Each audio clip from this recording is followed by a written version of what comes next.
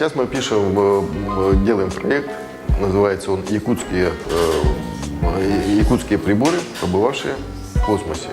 Это приборы, которые изготовили в Институте космофизики и которые работали на спутниках и на ракетах, которые побывали в космосе непосредственно.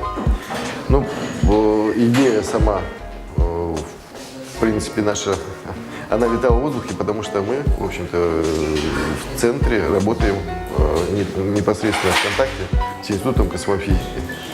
Поэтому тема родилась у нас не спонтанно, но достаточно она выстраданная.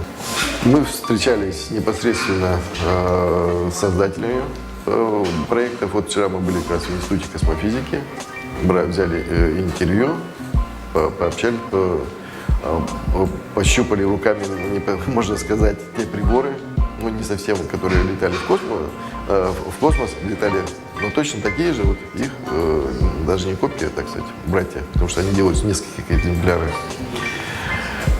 Уже готовим презентацию, и конечный результат нашей работы должен быть это изготовление брошюры именно вот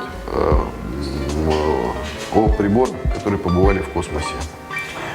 Ну, надеемся, что она будет востребована как раз для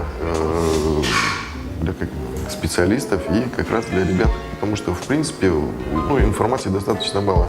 Потому что не все даже у нас, к сожалению, знают, что у нас есть такой институт, который занимается проблемами космоса.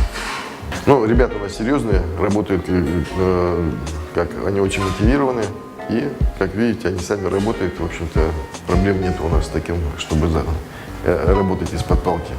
Мы с коллегой разрабатываем проект, называется «Космические приборы, побывавшие в космосе». Эти приборы были изготовлены в Институте космофизики, и мы взяли интервью у одного ученого и на данный момент работаем над этим проектом.